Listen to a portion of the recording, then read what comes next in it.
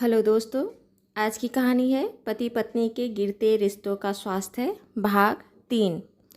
राधा, तुम यहाँ कैसे? तुम तो विशेष की दोस्त हो ना? फिर यहाँ कैसे? क्या चल रहा है? राधा मुस्कुराते हुए बोली, आप परेशान मत होएं, सब बताती हूँ। कनिका जी को कुर्सी में बैठाई और एक गिलास पानी पीने को दी। जब थोड़ा कनिका जी सामान हुई तो राधा ने कहना शुरू किया। बोली, विशेष मेरे से 2 साल छोटा भाई का दोस्त है। कभी कभी घर आता था। मेरे से भी थोड़ा बहुत बातें हो जाती थी। जब थोड़ा बहुत बातें मुझसे होने लगी तो कई बार वो आपका जिक्र कहता कहता आप कितनी अच्छी हो, पूरे घर का कितना ध्यान रखती हो, आपका और विशेष का रिश्ता कितना स्नेह भरा और गहरा है।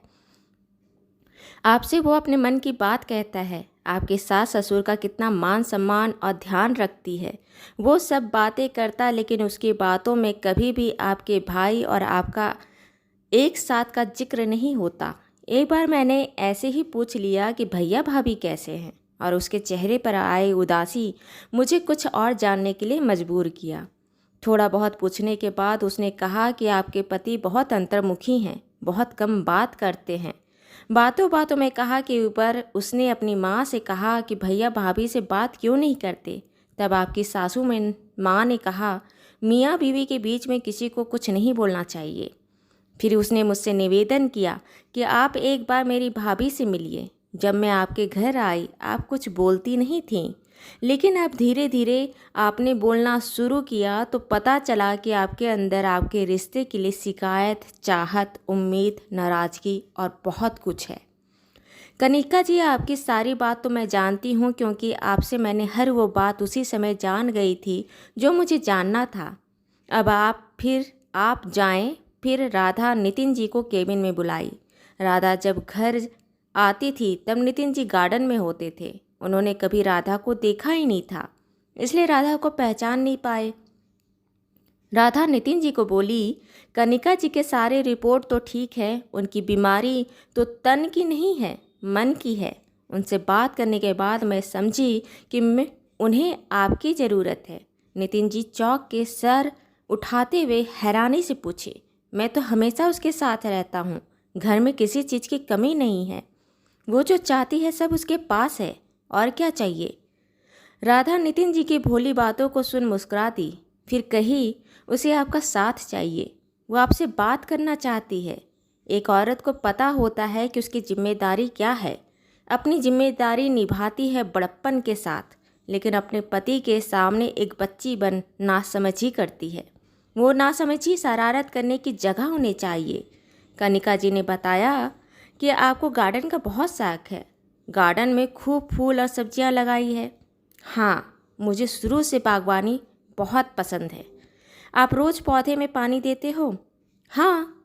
खाद देने की ज़रूरत तो नहीं पड़ती होगी, मिट्टी की गुड़ाई भी नहीं करना होता होगा। अरे, पौधे को बिल्कुल बच्चों की तरह पालना पड़ता है। हाँ बिल्कुल, पर वो तो आपको कुछ कहते नहीं, फिर आप क्यों देते हो खाद पानी? अरे डॉक्टर मैडम, आप कैसी बात करती हो? पौधे कहीं बोलते हैं क्या? सूखी मिट्टी देखकर पानी देते हैं। कोई कीड़े या इन्फेक्शन लग जाए तो दवा छिड़कना पड़ता है। पौधों के आसपास खरपतवार उगाए तो उसे साफ कर मिट्टी की गुड़ाई करनी होती है। देखना होता है कि धूप उसे प्रॉपर मिलता रहे। कई पौधे जो ज़्यादा धूप नहीं सह पाते, उसे थोड़ा छांव में रखना होता है। आप अपनी ज़मीन उस पौधे को दिए, मिट्टी दिया, पानी दे दी, और क्या चाहिए उसे। नितिन जी को राधा का कहने का मतलब समझ आ गया था, क्योंकि नितिन जी भी यही वाक्य का प्रयोग किए थे कि कनिका को सब है, उसे और क्या चाहिए। राधा मुस्कुराई। जब आप एक बेजुबान पौधे की ज़रूरत का ध्यान रखते हो तो अपनी पत्नी को क्यों नहीं समझते? जब एक पौधे की इतनी ज़रूरत है, रोज़ इतना समय देते हो, तो आप अपने रिश्ते को कितना समय देते हो? पत्नी को घर का एक छत, 2 समय की रोटी, बच्चे और पति, इतना ही चाहिए? पति का प्यार मनोहार भी होता है नितिन जी, जो पत्नी अपनी पति से चाहती है। रोज़ रोज़ के 2 घंटे आपने पौधे को दिए, अपनी पत्नी को कितना समय दिया? आपकी पत्नी आपके साथ बैठ हंसी मजाक करना चाहती है, सुख दुख मन की बात साझा करनी चाहती है। आपसे बात करना चाहती है। डॉक्टर साहिबा, मैं समझ गया। आज जब उसे हॉस्पिटल में ऐसे देखा तो मैं समझ गया कि वो मेरे लिए कितना अनमोल है। मैं आगे से ध्यान रखूँगा, उसे शिकायत का मौका नहीं दूँगा। तभी राधा ने किसी को फ़ोन किया। थोड़ी देर बाद राधा के केबिन में विशेष आया। नितिन जी विशेष को देख मुस्कुराई और अगले ही पल सवाल भरी नज़रों से विशेष और राधा को देखे। विशेष बोला, सब बताता हूँ भैया, जो कुछ कहूँ समझिएगा और नाराज मत होना। विशेष एक ठंडी सांस छोड़ते हुए कहा, भैया मैं आपसे, अपने परिवार से बहुत प्यार करता हूँ। आपसे, माँ पिता जी से, भाभी से और भतीजे से बहुत अच्छा लगता है अपने परिवार को देखकर, उनकी खुशियों को देखकर। लेकिन जो खुशी भाभी के चेहरे में होना चाहिए था वो मैंने उनके चेहरे पर कभी देखा नहीं। राधा जी मेरी दोस्त की बड़ी बहन है।